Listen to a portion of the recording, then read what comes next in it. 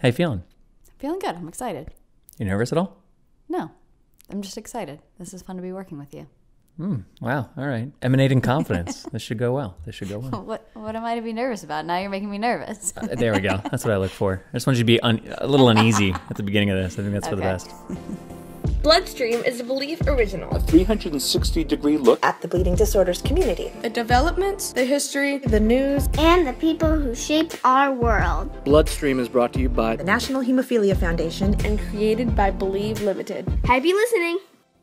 Hello, and welcome to BloodStream, Episode 6, November 21st, 2016. I am your host, Patrick James Lynch. On this episode, we'll take a look at some recent headlines in our Trending Topics segment, take a deeper dive into a few stories, including what the recent election might mean for the bleeding disorders community during our Like, Share, Comment segment, and we'll hear about entertainment, disabilities, and the importance of partnership from Ali Stroker, the first performer on Broadway who uses a wheelchair during our sit-down segment. All that plus a couple updates from stories on previous BloodStream episodes and a big announcement about the future of BloodStream. What could it mean? All that and more coming up on this episode. Welcome to BloodStream. So before we dive into the heart of this episode, I mentioned a big announcement, and I actually have two announcements. The first one is a thank you again to everyone who is helping spread the word about BloodStream. We have gotten amazing feedback thus far, and our listener base is growing rapidly. And that is in large part thanks to all of the individuals and organizations who are sharing BloodStream with friends and family. So thank you for that. We work very hard to bring these episodes to you, and it's encouraging to see BloodStream catching on quickly. And on a personal note, I really appreciate what a podcast can do for a community in terms of disseminating information, presenting interesting guests, and kind of keeping us bound together through this new medium that is available on demand whenever you want to listen and pop those earbuds in. So I'm very pleased to see that it's being so well received, and let's keep it going. Speaking of keeping it going, that is a perfect transition into the second announcement, the big announcement. We've been talking for a little while about wanting to bring in a co-host, someone to kind of help make your experience as a listener a bit more interesting, represent a different perspective on bleeding disorders and health, and what the value of content like this could mean. We've spent a lot of time internally at Believe over the last few months, really, trying to figure out who that person should be, what they offer, how it's different from what I offer, and then on a very practical level, how it would work. You know, truth be told, I travel a lot, and I record these by myself a lot, as those of you who have been listening since the beginning know. It was kind of a running joke for a while, like, oh, I'm in a different place every time we do these. I didn't say it was a good joke, but it was a running joke. And that was a real consideration. So after a couple months of consideration, we have made a choice, and I am thrilled to be able to introduce you to the new co-host of BloodStream. Ladies and gentlemen, you can't tell, but I'm doing finger drumstick drum rolls right now. The new co-host of BloodStream, the BloodStream podcast, is none other than Miss Natalie Rose DeLillo. Hello, Natalie. Hi, Patrick. So Natalie has a background in health and wellness, was pre-med for a while in school, is a certified yoga instructor, and is a general enthusiast and subscriber proponent for the importance of holistic health, wellness, meditation. She also happens to be my fiance. So as a partner of somebody in the bleeding disorders community, Natalie is a part of that community and is a potential parent one day of a child who could have a bleeding disorder. These are things that we think about and talk about in our lives, in our private life, but is also representative of a lot of people who listen to this podcast: caretakers, caregivers, partners, people who are not necessarily directly affected by, but are certainly a part of the community. So for all of those reasons, thought it'd be really great to bring Natalie onto the podcast, and I'm thrilled that you're doing this with me now. I'm certainly excited to be here. I do think I will offer a unique perspective, being a soon-to-be wife of someone with a bleeding disorder, and I'm excited to be a part of BloodStream. So we're going to find our rhythm as we go, but I think in the long run, you all will benefit the most from having her here, which really is what it's all about. So we're committed to bringing you good content, and we're going to figure out how to do that as we go. Aren't we, Natalie? We sure are. On with the show.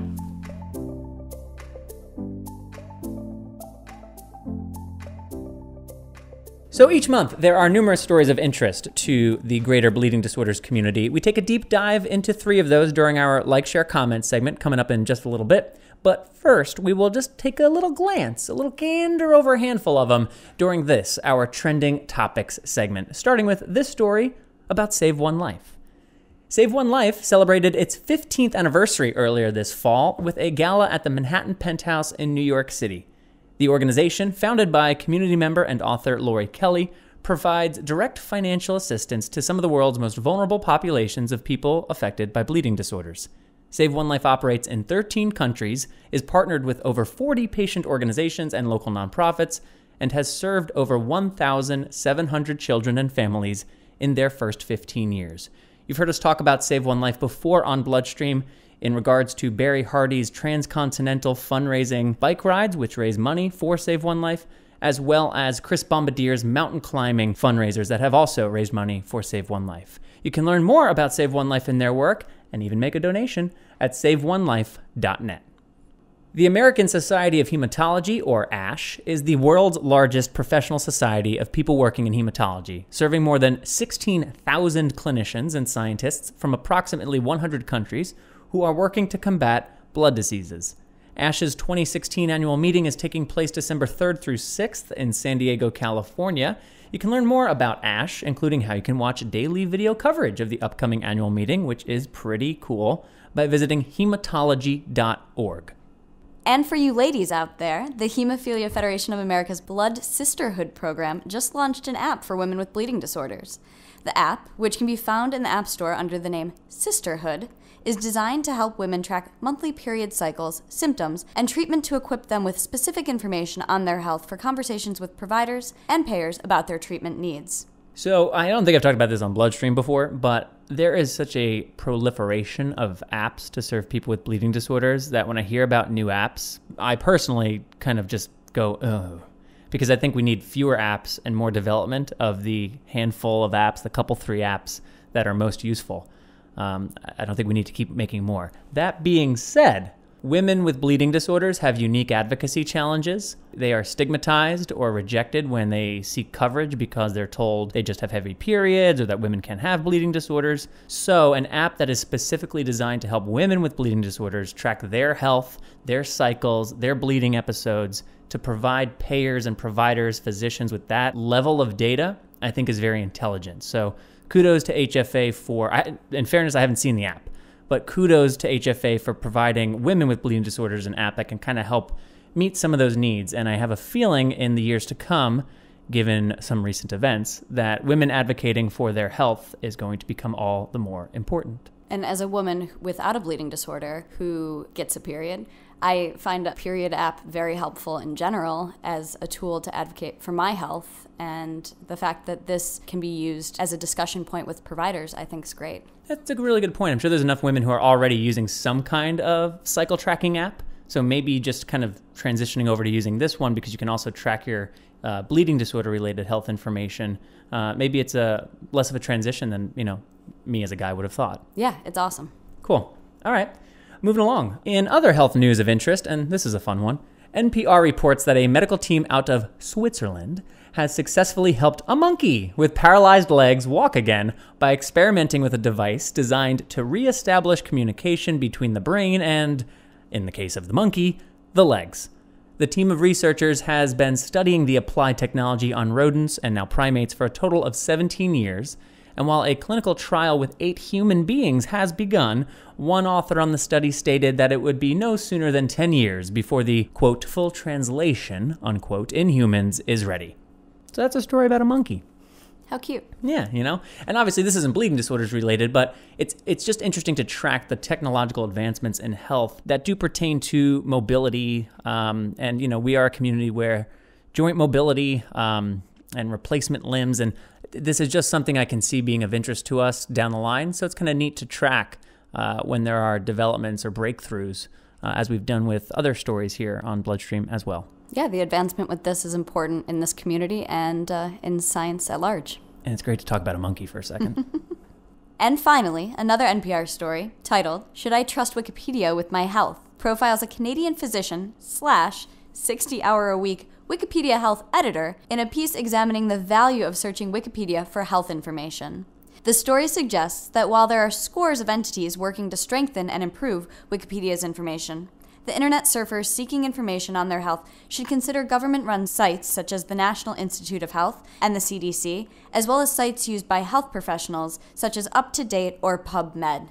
For the curious out there, we'll have links to these platforms, the NPR story about them, and all of our trending topics stories in the program notes for this episode and in the description of episode 6 on BloodStreamPod.com. Hey, how about you bringing home the trending topics segment on your first appearance on BloodStream? Well done. This is me bowing. Coming up next in our Like, Share, Comment segment, we'll take a look at the benefits of yoga for people with joint mobility issues, some developments with a recent clinical trial that may be of interest to those of you out there with hemophilia A, and finally, what does the recent election mean for the bleeding disorders community, both now and in the future? We don't know, but we will share with you the statements made by both HFA and NHF.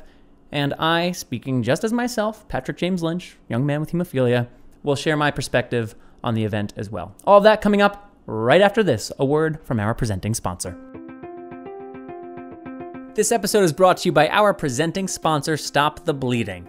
Stop the Bleeding is a comedic mockumentary web series about a dysfunctional bleeding disorders nonprofit organization. The cast of goofy characters tries to do good in the community and usually succeeds by accident. I may be a little biased as the show's creator, head writer, and star, but I do think it does a pretty good job of using comedy and narrative content to tell some important stories about what it means to live in the world of bleeding disorders. You can check out all 29 episodes, including our most recent 8 episodes from our season at Camp I Don't Wanna Bleed, by visiting stbhemo.com. That's stbhemo.com.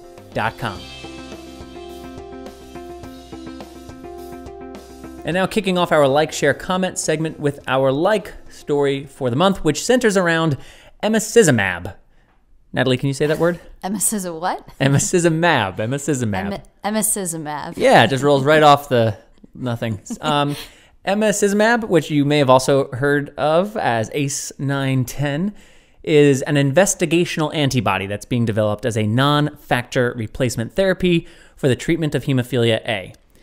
And before I go any further, I want to remind listeners that I'm not a doctor. You're not? No, actually, haven't gone to med school. I have an acting degree. I've been duped. Yeah, sorry about that. I meant to mention that before the recording. Not actually a doctor. I haven't even played one on TV. But I'm not. Nor do my views or opinions represent the views or opinions of the National Hemophilia Foundation or any of BloodStream's sponsors. It's all just me, Patrick here, 30-year-old guy with severe hemophilia A, sharing my perspective. But I think, and I generally don't want to get into like discussing products that are being developed or some of these more medically heavy topics without doing so through a sit down with someone like Glenn Pierce, which we did for the first episode on the SIPET study. But there is a story here that I think is important to point out regarding emicizumab. And in order to make the point, I got to give you some context and background information. And I also got to let you know that the topic of new products and non-factor replacement therapies, something we're going to hear more and more about as time goes on, is a dense and complex one. And we don't have time to get into all of it here on this episode. And like I said, I'd prefer to do so with a medical expert if and when that time comes. So for the purposes of this story, I'm going to stick to just giving some top-line educational information about emicizumab, but if anything in this piece brings up a question for you about treatment options or clinical trials, please consult with your doctor and care team. Okay, so ACE910, which is much easier to say, is one of the non-factor replacement therapies that is currently undergoing clinical trials. And these non-factor replacement therapies, basically, it's this whole new bucket of products being developed to treat hemophilia. And we use that word bucket in this context kind of liberally. So currently we have plasma-derived factor therapies. That's kind of a bucket. We have recombinant factor therapies. That's sort of a bucket. And we have the bypassing agents for people with inhibitors. Now, with emicizumab, it belongs to this new category. And while it's not yet on the market, there are reasons that people are pretty excited about what it might mean for us. Emicizumab is administered subcutaneously, so it carries a promise of no more injections into the veins, but rather a needle prick, similar to what a person with diabetes might use to administer insulin. It's also designed to be administered approximately once a week to treat severe hemophilia A, as opposed to the 2 to 4 times a week that most of us with severe hemophilia A undergo as part of our prophylactic regimen. And this is probably the most exciting component, because ACE910 is not actually factor VIII, and because administering it does not actually introduce factor VIII into the body's immune system cannot develop inhibitors to factor VIII. It's this potentiality for ACE910 to be a major player in the battle against inhibitors that prompted the FDA to grant ACE910 breakthrough status, ensuring an accelerated development and reviews process. That status came following ACE910's phase 1 clinical trial last September, and updated data, and what I think is fair to call encouraging data, was presented during the World Federation of Hemophilia's World Congress this July. I actually attended the session in which it was presented. So that's exciting. Less often, less painful, and good for people with inhibitors. Very good reason to be excited. And that is what I want to point out. Because on November 3rd, the Managed Care magazine, along with numerous other outlets, reported that 4 patients participating in the current clinical trial for emicizumab experienced serious thrombotic events, blood clot events, while on emicizumab and treating bleeding episodes. Now, and again, this is complex and it's easy to get stuck in the weeds, but in fairness, it's worth mentioning that the 4 patients who experienced these thrombotic events were taking additional products to treat breakthrough bleeding episodes, and we're not only taking emicizumab. Emicizumab can't be used to treat bleeding episodes or on demand because of the way in which it actually works inside the body. So if a bleed occurs, additional products are needed. And all 4 of these people who experienced thrombotic events were both on emicizumab and taking another product as well. I encourage you to follow the links in our program notes and do additional reading if you're interested. But here is the point. As Natalie just articulated, those specs that I read off about what emicizumab could be is exciting. And exciting is wonderful. Hope is empowering. And what emicizumab could be and what these other non-factor replacement therapies, these, to use a businessy word, what these disruptive therapies could be, all very exciting. But this story should remind us that there is a reason every manufacturer seeking to develop and distribute a product to people with hemophilia in the United States must undergo vigorous studies and trials before the FDA will approve its use. And in our community in particular, we should be sensitive and appreciative of these practices. We spent most of the last episode here talking about AIDS and the blood contamination crisis, right? We can't let our excitement over things that could be mask our ability to assess things as they are or prevent us from allowing the necessary process to play itself out to its conclusion before we make up our minds.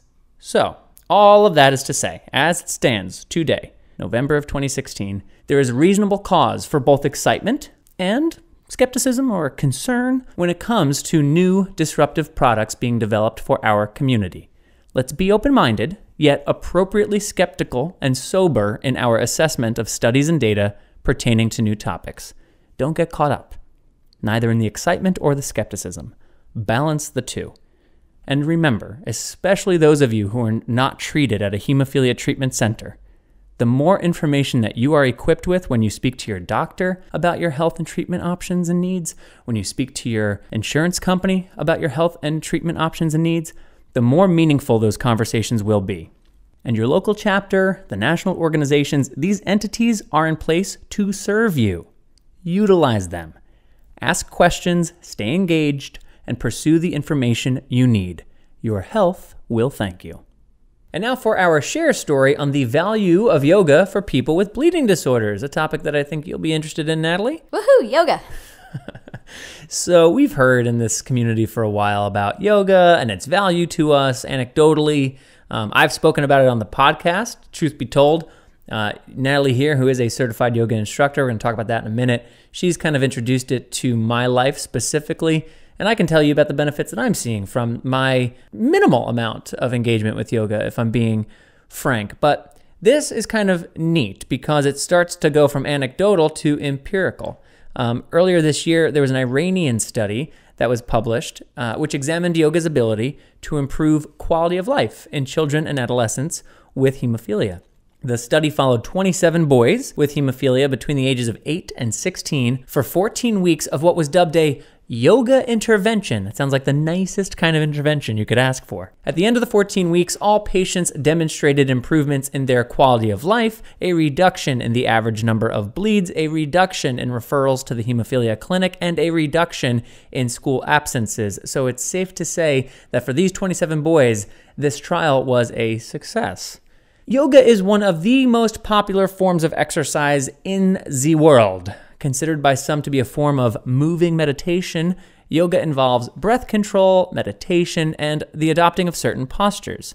The benefits of yoga include gaining flexibility, building strength, losing weight, improving body alignment, reducing joint pain, and reducing anxiety and stress. And for all these reasons, it's something that we have heard a fair amount about in our community for the last number of years. But Natalie, I want to talk a little bit about kind of where yoga came from, because for people like me who practice minimally or have never practiced before, who do have mobility issues, who see yoga and see people in really athletic gear walking confidently with yoga bags and drinking giant waters, and you just kind of like see that and go, oh, that's not me.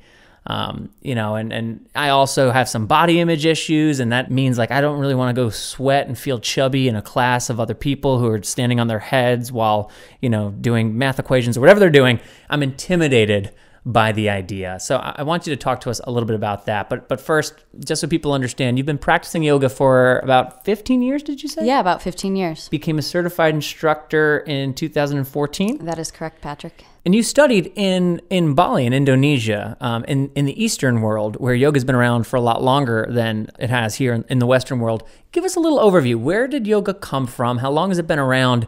And what at its core is it? Yoga's only become popular vogue in the Western world in the last 40 years or so, but there's evidence in ancient texts from the 11th century and reasons to believe that it has been practiced even as early as the 3rd century.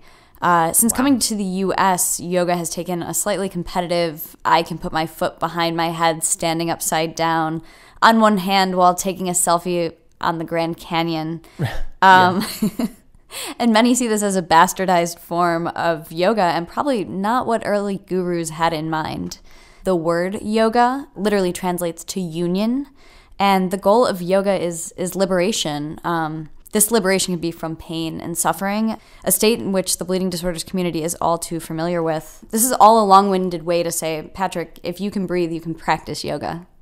And if you can feel pain or experience suffering, you need it. If we're just trying to define it at its most base, at its most fundamental level, is it fair to say that yoga is liberation of the body, liberation of the mind, liberation of the soul? Is that sort of at the end of the day, when it's all boiled down, what it's going for? The goal of yoga is liberation, the mind, body, and soul from pain and suffering.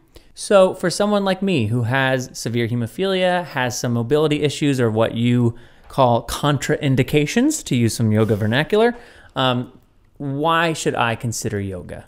I have family members, friends, strangers alike say to me all the time, I can't go to yoga, I'm not flexible, I can't do yoga, I'm out of shape, I'm old, I have joint issues, I'm not strong enough, I have this condition, that condition. My response to all of those things are, that's exactly why you should adopt a yoga practice. Yoga is beneficial because it is gentle on the joints. It alleviates stress and stress hormones in the body, cortisol, and by relieving those hormone levels, you actually are creating less inflammation in the body. So it's a gentle way to reduce pain in the body. So a question for you then. If the person who's standing on their head while putting their legs in pigeon or downward duck or whatever they're doing, the stuff that I view as intimidating, if I were to go to a class, am I going to be expected to do that stuff? I mean, an important thing is to look, there are many types of classes out there, and a great suggestion would be to check out a restorative class, also sometimes known as yin yoga. These classes are slower and softer. The teachers in these classes provide you with props, blocks, blankets, bolsters that help you comfortably sit in positions that otherwise might put pressure on your joints. These classes will not cause you to be out of breath. In fact, sometimes I've fallen asleep in these classes because my body has really relaxed into the pose. So you take the rest aspect of yoga quite seriously then, huh? I take the rest aspect of life quite seriously. So it's called restorative yoga, or yin. Is that Y-I-N yoga? Yes, correct. Okay, and now what about, so I mentioned earlier, like I do have some body image stuff, and you've tried to drag me to classes when I've been like, that's the last thing I want to do right now is like be physical in front of humans. So for somebody who's in that condition or who travels a lot and would love to develop a practice but can't subscribe to a specific studio, I know there's thousands of websites out there about yoga. We talked about in the Wikipedia story earlier how, health information is plentiful but not necessarily useful all over the internet. They're not all created equal. So give us a website or two that you believe in that people should consider checking out. So I got my teacher training back in 2014 through YogaWorks, and I think they are a very reputable company. And they have an online portal, and it has classes broken down by style, what they focus on, and time allotment. Like if you only have 5 minutes, but you want to move your body a little bit and breathe, it's a great option. And you can just pull it up on your computer and do it at home in the privacy of your own home. Cool. So, okay, that's good to know, the YogaWorks website. And then if people have specific questions, or if somebody from this community just heard this and wants to reach out to you to ask you a question specifically about yoga, can they reach you through the mailbag at bloodstreampod.com email address? Absolutely. I'd be happy to field any questions, concerns surrounding yoga. I feel very knowledgeable in this topic and passionate about it. Great. So if you do have questions that you'd like to ask Natalie, email mailbag at bloodstreampod.com. Attention, Natalie. Ask your question, and we'll make sure that Natalie gets you an answer. Thank you for providing us with all that information. That was really helpful. My pleasure. And now for this month's comment story, the hemophilia and bleeding disorders community responds to the election. On November 8th, Republican presidential nominee Donald J. Trump won the presidential election, while the Republican Party also maintained control over the House and Senate. Many times throughout the presidential campaign, Mr. Trump with gusto called for repealing and replacing the Affordable Care Act, calling it a disaster, an agenda item also prioritized by Republican colleagues in leadership in both houses of Congress. This, for good reason, has some in the bleeding disorders community alarmed. Immediately following the election results, a letter co-signed by Hemophilia Federation of America's CEO and President Kimberly Hogstad, as well as HFA's Director of Policy and Government Relations, Katie Verb, emphasized HFA's commitment to advocacy and support in the aftermath of the election. Here is an excerpt from that letter. Our community has a long legacy of grassroots advocacy work. Now is the time for us to show what kind of advocates the bleeding disorders community is made of. In the coming days, being informed, staying involved, and taking action will be more important than ever. We ask that you make a commitment to stand with HFA, and when called upon, make your voices heard. Along those lines, a letter signed by National Hemophilia Foundation's CEO Val Bias also assured community of NHF's forward-looking commitment to navigating whatever advocacy challenges lay ahead. The letter also included some specific information pertaining to the likelihood of the ACA being repealed and replaced, as well as some of the benefits that it has given to our community. I'll read Val's statement verbatim. Any ACA policy changes will require cooperation and action by Congress, which in 2017 will look much like it did this year. As of today, the House will be composed of 239 Republicans and 193 Democrats. The Senate will have 51 Republicans and 48 Democrats. At the time of Val's statement and of this recording, the Louisiana Senate race was not yet settled. It will be settled in a runoff election on December 10th for that one remaining Senate spot. The close margin in the Senate will require legislation to be bipartisan, since 60 votes will be needed to end a filibuster and advance any bill there. This all means that a wholesale repeal of every provision of the ACA is very unlikely, though significant changes will be considered. NHF actively advocated for many patient protections that were included in the ACA, including the removal of lifetime and annual caps in insurance policies and prohibition of pre-existing conditions exclusions. Based on congressional support for these provisions, these protections that have greatly benefited our community will likely stand. Val's letter ends with his emphasizing the advocacy success of our community in the past and implores all who can to attend Washington Days, our federal advocacy days in Washington, D.C., taking place in 2017 from March 8th through March 10th. Mark your calendars. There are links with information about advocacy days in the program notes, as well as links to each of these 2 letters. We are fortunate to have leading organizations like NHF and HFA who are proactively communicating with us about this threshold moment in our community and in our country. Likewise, I know many regional chapters and other patient organizations around the country have reached out through email or social media to communicate similar messages to constituents, and I applaud all who have done so. In addition to federal Washington Days, our federal advocacy days, there are also state advocacy days in each of the 50 states. Those are as important as federal advocacy days, so make sure you're engaged with your chapter so that you know when those are in your state as well. The 2016 election results threaten the status of the Affordable Care Act. Yes, and both NHF and HFA are wise to remind community to stay actively involved and participate in advocacy. It's essential. But advocacy for our community goes beyond just the ACA. One of the things that I value about the bleeding disorders community is how diverse we are. We know that bleeding disorders, on a whole, do not discriminate. They impact men and women, white people, brown people, black people. They impact Christians, Muslims, Jews, atheists, and people of all religious ideologies. They impact Democrats and Republicans, conservatives and progressives, moderates, and even the politically disenchanted. They affect people like me, who had one or both parents immigrate to the U.S. from another country, and they affect people whose bloodline here goes back to the Santa Maria. In my travel around the country, I meet community members from all over. Just in the past month, I've been at events and hearing from people in California and New York, as well as in swing states, if you will, Ohio, Arizona, and Florida, as well as I've been engaging with community from around the country and around the world online through social media. Now, whether you are a fan of Donald Trump or not, and look, in the interest of transparency, I've got nothing to hide. I'm not.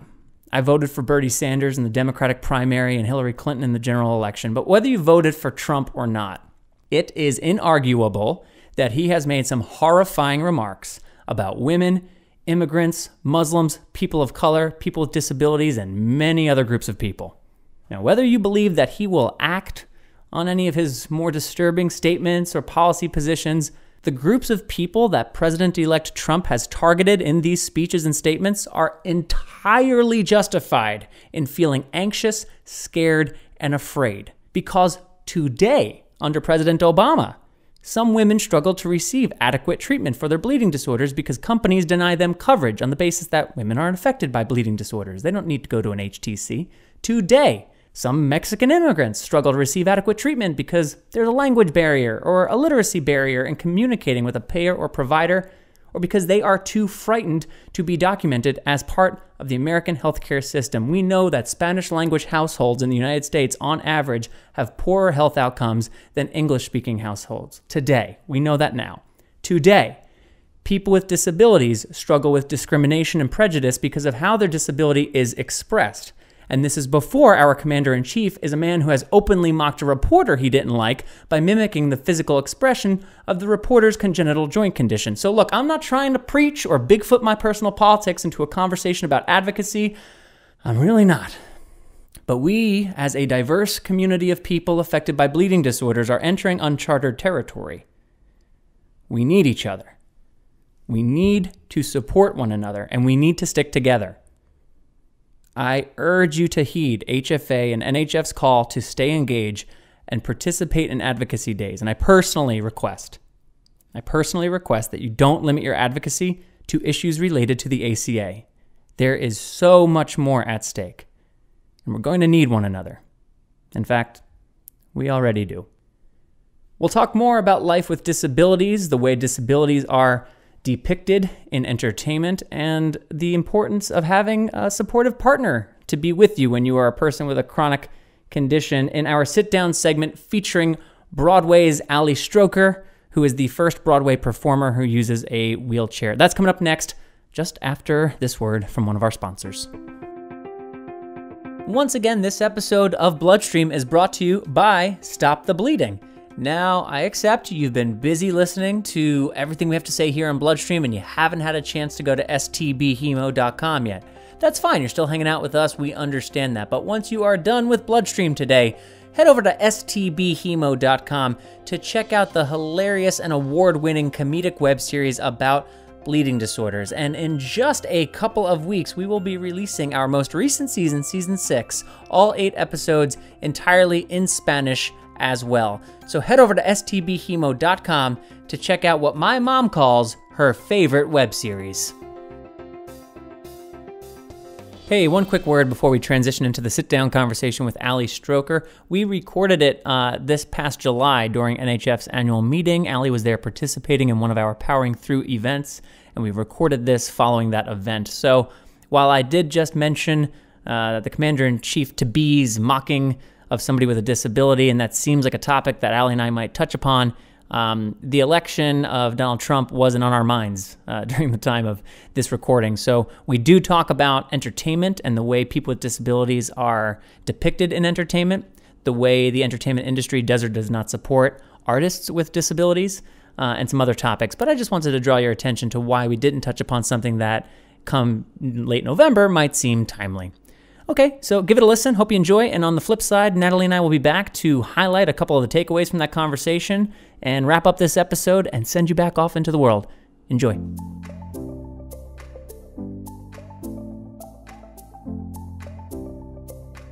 Hi, Ali. Hi, how are you? I am good. So I'm here in Orlando, Florida at NHF's annual meeting with Ali Stroker. We just finished a Powering Through event, which I think went very well. Yeah, it was awesome. How often are you doing gigs like that, speaking events, panel events? This summer I've been speaking almost every week with different, there's been different opportunities. I have gone into hospitals and colleges and conferences, and usually with the same kind of message, but depending on the community, I'll sort of shift the point, the message, the perspective. Right, or the focus, some of the details that you highlight. What tends to be the most consistent story that you tend to tell at these kind of things? I tell my story. I tell a little bit about myself and what I've been through, and I then usually spin it in sort of this motto that I live by, which is turning your limitations into your opportunities. And how do you do that? Living with a disability or living with any kind of challenge. I spoke a little bit about this on the panel this morning, but to speak on it now, there is such an opportunity to create a perspective for yourself that will then lead you to your goals and create success in your life, no matter what your challenge is. I really believe that. Have you had the opportunity to share that message with anyone who has then come back to you with stories of how that message helped them through something either big or small? Yeah, all the time. I am fortunate, and we are fortunate enough to be living in a time where you can get in touch with people through the internet. And I am in touch with a young girl who I met at a hospital probably about 4 or 5 months ago in Maryland. And she recently emailed me. She had just been injured. And so she now has a spinal cord injury, and she was telling me about how she used to do theater before she was hurt, and she really wanted to do it again. And so she emailed me, and she was like, I'm going in for my first audition. I'll never forget what you said, that I have to keep acting, I have to keep doing this, and I just wanted some advice from you about how I should handle this, this, and this. And to be able to be in touch with somebody who is deciding to take on a perspective that their life is full of opportunity is so exciting, and it inspires me. And something that I was talking to my boyfriend about the other night is that part of why I talk about this is because I want to live it too. And I try to live it, and like every human being, I'm not perfect, and I still have moments of frustration and pain and anger, and to be talking about it, to be connecting with people around this kind of motto and lifestyle I'm getting equally as much out of it as I think audiences are. So just to quickly give those listening some background, you use a wheelchair, have since age 2. Yes. And you were the first student at Tisch School of the Arts in their BFA Music Theater program. Their drama department, The drama department. Yeah. And the drama department who also used a wheelchair. Yeah. And you were the first actor on Broadway to also use a wheelchair. You've been on Glee, so you're in a position now in your career where obviously a career as an actor and in the arts is never stable, and I don't think there's such a thing as making it, but you've had success and you have opportunities now. So you're at a different place than say you would have been 5 years ago. Yeah. What are some of the things right now that you're working on, or creatively, what's getting you going right now, other than these professional opportunities to talk and share your story in terms of theater or acting opportunities? I have recently created a company with 2 other people, a theater company, and we are creating our own work. And I'm learning how to produce. I'm learning how to be on the other side of the table as well as acting. And to feel like I have some power in creating opportunities feels so good. And I just turned 29, and I really believe that with all the experiences that I've had leading up to now and the birth of this theater company, it is informing what I want to do and how I want to do it. As an actor, what are some of the opportunities that you have had that have given you particular inspiration? Because I found in my first few years, it was a matter of survival and just getting a gig. We were talking a little bit off the mics about the gigs that you're like, oh man, am I really gonna have to take this Walmart commercial? And if you're a workaday actor in certain positions, the answer is yeah, absolutely 100% every single time. But that can be grating if it's not mitigated by work that truly inspires you or reminds you why you pursued a life in the arts. So what kind of opportunities have you had that have kind of kept that activated? Yeah, I have been fortunate enough to work on projects that have been inspiring and with people that have inspired me. That's a huge part of it. Huge. But to be inspired by the people that are in this industry, for me, that is equally as important actually as the job. And just recently doing Spring Awakening with Deaf West has completely changed my life, has inspired me so much, not just in my career and in my work, but also in my personal life. In what ways has it inspired you in your life? In my personal life? In your personal life, yeah. It has inspired me to become a greater, stronger, and more articulate advocate for the disabled community. Yeah, say a little bit about what Deaf West is all about. Deaf West is a company that creates theater with both deaf actors and hearing actors together, and it works a little bit like this. The deaf actors, for the most part, play the lead roles, and then they're paired with a hearing actor who does all the voicing and, if it's a musical, the singing. And so it really is an ensemble experience where we're all working together, cueing and helping each other. You were mentioning that you are on this committee at the Writers Guild. What exactly is the committee? Yeah, it's not with the Writers Guild. It's with okay. SAG-AFTRA. Okay. And it is called I am PWD. I'm a performer with a disability. And it is a task force that gets together and is trying to create more work, more opportunities for performers with disabilities.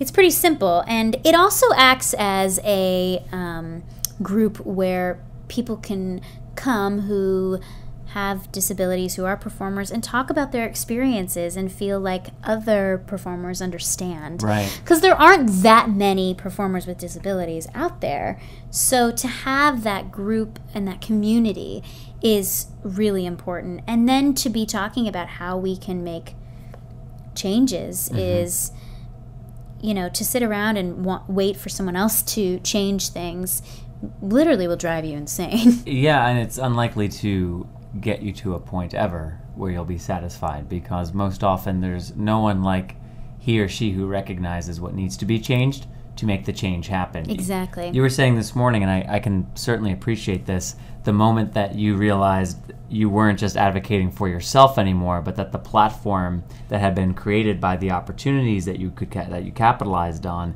put you in a position that it's kind of out of your control. You just now are someone that the disabled community is going to look at and see as an advocate. What was that like when you realized, it's more than just me now. There's kind of a responsibility that I didn't necessarily ask for that I have some accountability toward? It was very exciting and really scary. I would imagine. Because I have had a really interesting relationship with my community, with the disabled community for a long time. I was very afraid of being a part of it. Why? Because I felt like if I associated and identified with the disabled community, it would make me more disabled. Okay. Which I can say that out loud now because it is literally, it doesn't even make sense. It's sort of like a strange concept, but it really felt real for me, and I had my own judgments about disability. Sure. Even though I had one. Right. Well, but that's true too. I mean, there's plenty of people here. We're at, like I said at the beginning, NHF's annual meeting. We're at a bleeding disorders conference. There are plenty of people who I've interacted with because they have found me through Stop the Bleeding or Powering Through and our digital products, but they have not attended meetings in their local community or come to these big national events, because they feel like to go to these would just be too much hemophilia or too much bleeding disorders. It would just become more a part of their life than they would like it to be. Mm-hmm. And that, to me, is reasonable to an extent. I always feel like as long as the person knows where they can go if they feel the need. The problem is if you're not in the habit of engaging with a community when you have the need, will you? Yeah, and also what I learned is that if I have expectations around my community, and then I'm not my integrity is off about how I feel about it, or not integrity, but if my feelings around my community are not aligned with what I want from it, then I'm at fault. Right. So in doing this production of Spring Awakening with Deaf West and with a bunch of really talented deaf actors, I learned that there are so many different outlooks, so many different perspectives on disability, and that as an advocate, I don't have to represent everyone. Mm-mm. I really can only speak to my truth. However, I do think that we do need a voice. We need a face. We need someone to be able to turn to, especially in the theater community, who has a real disability that's not just playing a character with someone with a disability. Right.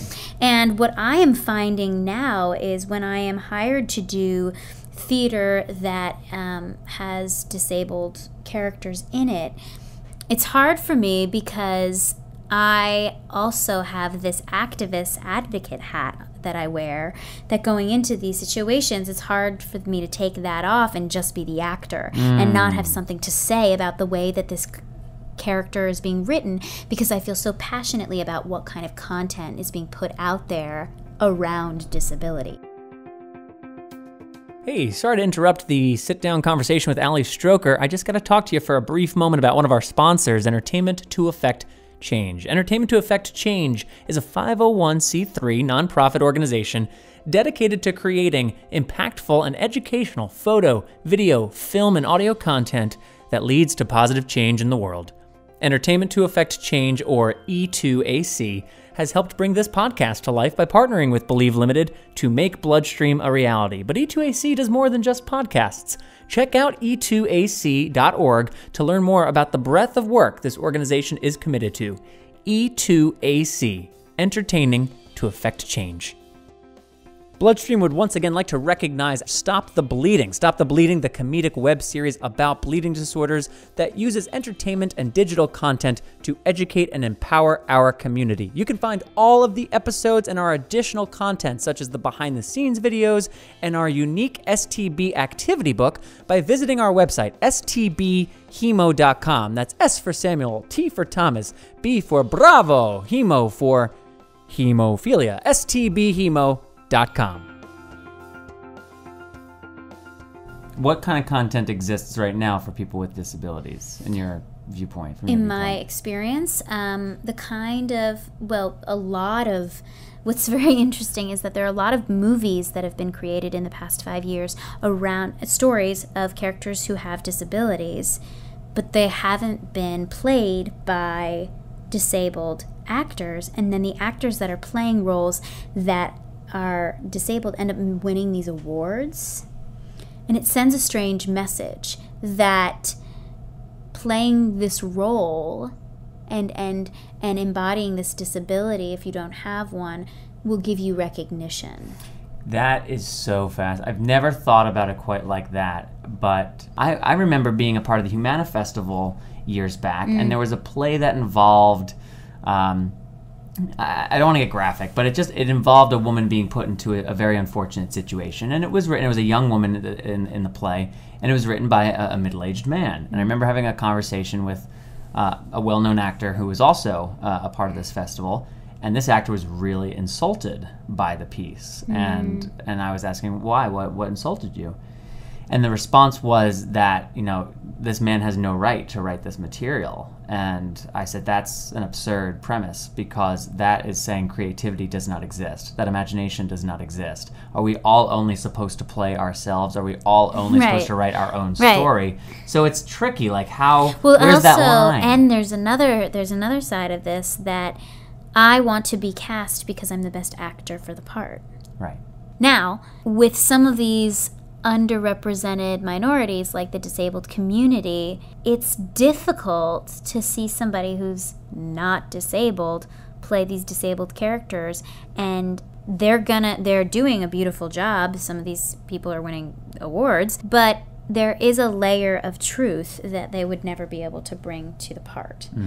But what about emotional and intellectual disabilities? Is that also our responsibility to represent those authentically? And if it is, what responsibility do we have to that community to support them in doing these roles? Right. So it gets very complex quickly. It's complex, but I do, as where I am in my career, I do think that we need people who have disabilities playing these roles. And they don't need to be written as disabled characters. They can just be characters that happen to have disabilities as well. I also always make the argument that if we turned on the TV and saw a kid on Nickelodeon in blackface, it would be outrageous. Right. But, all the time people are sitting in wheelchairs or acting as if they're blind or an amputee when they're not. Right. So where do you draw the line? And when do we begin to create content where it's not specific to the disability, but we're casting people with disabilities in those roles? So personally, yes, you're at an interesting moment in your life. If you don't mind talking about it, you're about to move into a new place. Yeah, I'm moving in with my boyfriend, and moving in with somebody and partnering with somebody is such an important challenge and part of my life right now, because first of all, living and working in this industry, you have to have support. My boyfriend and I call it your home team. You've got to have a home team that you can come home to. And then also for me, living with a disability, just knowing that I don't have to do it alone, that there's someone there to hold your hand, to talk to you, to distract you, to make you laugh. And I also have had these really beautiful, incredible conversations with him about what it's like to be in a relationship with somebody with a disability. Do you feel comfortable sharing any of his insights there? One of the things that he's really voiced is that he also has an experience, that it's not just mine. Right. And because I've been living it my entire life, I just thought, I'll just meet somebody and it won't be a thing for them. One of the things that he has voiced to me is the way that when we go out, the kind of attention that is being given to me and the chair and to us. And he's like, it's so different than any other attention that I've ever gotten in my life. And it has really put him in a place of wanting to be a fierce advocate for me. And he said that, because I not only have a personal investment because of you and because of our life, but I also am realizing how misunderstood at times I think this community is. Sure, yeah. And now he knows it firsthand. Right. Coming into, literally tomorrow, moving into a new place. Yeah. Is it, intimacy, intimacy considerations when moving in with a partner are true for anyone, but yeah, there's an additional consideration in your guys' circumstance. Is that something that I'm sure it's something you guys have spoken about or have thought about? Like, where's your head at with regard to that? We are partners, but then he has to become the caretaker, which he loves. He loves taking care of me, and that's no problem. But in those situations, he's like, I'm taking care of you, but then I'm also taking care of someone who's decided not to follow through on a commitment to creating accessibility if it's a public place. And I think that's a really powerful perspective. If you want to sustain a long relationship, you have to be that is a very fine line of how much somebody takes care of you and how much you take care of them, and you always do in a relationship, but to be very specific about what situations you're putting yourself in and how that changes the dynamic of your relationship, because it is different. And you don't want to burn one another out, and that's something, within this community of people with bleeding disorders, you often hear about with regard to the parent. If the individual with the bleeding disorder has these additional medical challenges that necessitate a fair amount of care, often with the kids, obviously, the burden then falls onto the parents, and that can be a burnout. And there's a fair amount of sessions and conversation and resources for parents to try to help them not burn out. That is a real challenge. When you're when it's two adults in a relationship, you can make decisions and negotiate things in such a way that you don't leave yourself exposed to that kind of a thing. Because a parent is a certain dynamic. When you have any kind of condition and you grow up with it, your parent plays a certain role and they have a certain responsibility to take care of you because it's part of being a parent. Right. Now, when you are in a partnership, I think what's interesting is that that's somebody who's chosen to be in that situation. So there has to be a choice about how the help and how the needs are distributed. Yes, absolutely. It is vulnerable. It is vulnerable and it's intimate to ask for that kind of help from your partner all the time. It makes me want to hug him and thank him and run away. It's like, "Wah!" because it's so vulnerable for me to basically be given a mirror in front of me to see all of the things that I need help and cannot do myself. Well, you've mentioned a couple times you've used the word sensitive in describing him, and I think it makes sense to me that your partner would be someone who's quite sensitive, because that suggests that there's a level of understanding and a level of empathy that not everyone necessarily has, and I think that makes it easier to be understanding of someone's needs when you have a level of sensitivity and a level of empathy. Yeah, I mean, it's the way that he operates in the world, which is such a gift that I've been given, but also, he models that every day for me. And with the kind of work that I want to be doing, that sensitivity has to be turned up, because so quickly, in one line, one sentence, one word, when I'm speaking, when I'm performing, when I'm portraying a role, that can really mislead an audience, maybe even millions of people if they're watching, to think a certain way about about disability. And I guess I'm not trying to put a ton of weight on it, but I do feel a certain responsibility to really move this community forward.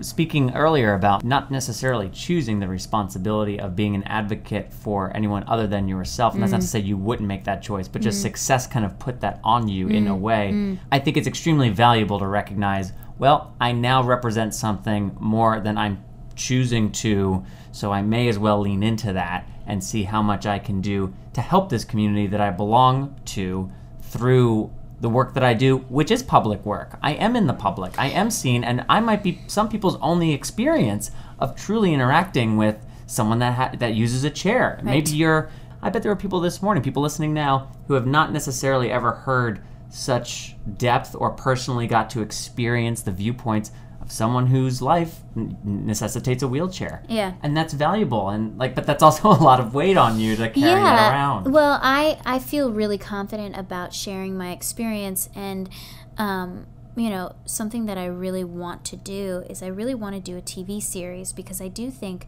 that we have so much power in the content that we put on television. Absolutely. So many people can see it, and with television, people get hooked in and then they become friends with the characters on TV. For years and years and years. And if it can be a mainstream thing to see somebody in a wheelchair on television, maybe being out in public, there won't be as many people staring with their jaws on the floor when I roll into a bar.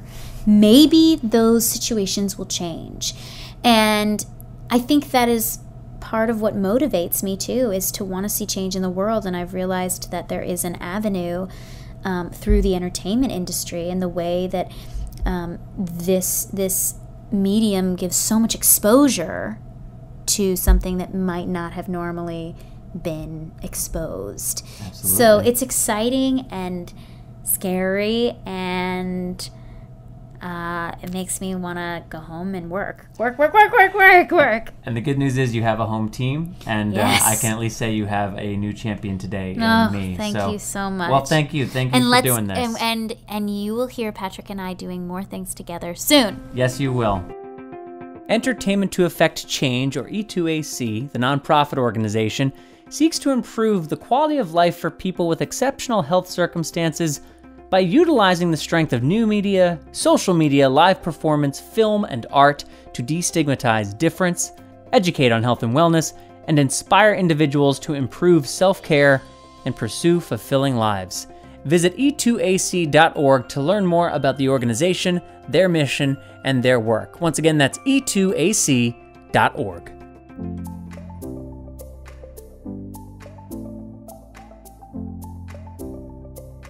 Okay, there it is, our sit-down segment featuring Ali Stroker, an impressive individual.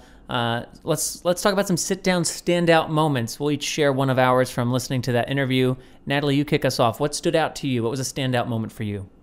I mean, from a partnership perspective, Allie's boyfriend's role in her life and new identity in the world as a partner to someone with a disability really stood out to me, because that has become my new reality since I met you. It allows for opportunities to blossom a new part of myself, and there's also challenges that are definitely a part of it.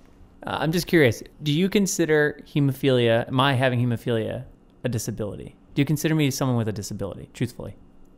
Well, I feel a little put on the spot. I am putting you on the spot. No, and sometimes yes. Yes, and sometimes no. All right, fair enough. Well, for me, I'll say, Ali talked a bit about people with disabilities in entertainment, the depiction of people with disabilities, and also the opportunities for people with disabilities. It reminds me of this conversation about advocacy that we were talking about earlier in the podcast. Ali belongs to certain committees within entertainment unions. She mentioned starting her own organization, trying to give more opportunities to people with disabilities. She mentioned Deaf West, a theater company that combines people who are hard of hearing or deaf with those who can hear for performances. I have started Believe Limited and am a founding board member of an organization that is about creating entertainment that can affect a change. So my big takeaway from that conversation with Ali, and as the person who talked with her, reflecting on it in the past couple of months, is that just like advocacy, it comes back to us. It's up to us to do something. It's up to people like Ali and me who are making some waves in different areas of the entertainment world to keep pushing for accurate depiction, to keep pushing against stigmatization, and to keep pushing against limitations of people with disabilities. As Ali said, they can just be the boyfriend, the mother, the father, the banker, the coworker, the whomever. It doesn't always have to be about the disability. It can simply be a part of a character who's much more interesting. And that is all for this episode. You can subscribe to BloodStream on iTunes, Stitcher, TuneIn, or wherever you're listening to us. And if you have already subscribed, thank you for that. Please consider leaving us a review on iTunes. Reviews help others find the podcast. Get in touch with BloodStream by email at mailbag@bloodstreampod.com. Find us on Facebook, facebook.com/BloodStreamPod, or connect with us on Twitter @BloodStreamInfo. BloodStream is written by Patrick James Lynch and edited by Ryan Gielen, produced by Patrick James Lynch, Ryan Gielen, Rob Bradford, Andrew Gall, and Avra Friedman, and the podcast is edited by Andrew Gall. Special thanks to everyone at Believe Limited, the National Hemophilia Foundation, our presenting sponsor, Stop the Bleeding, our supporting sponsor, Entertainment to Affect Change, and the Hemophilia Alliance for helping us get this podcast going. Reminder to check out the program notes for this episode in your podcast player of choice or on bloodstreampod.com for links and additional information about the various stories featured on this episode. My name is Patrick James Lynch. And I'm Natalie DeLillo. And until next time, take self-care of yourself.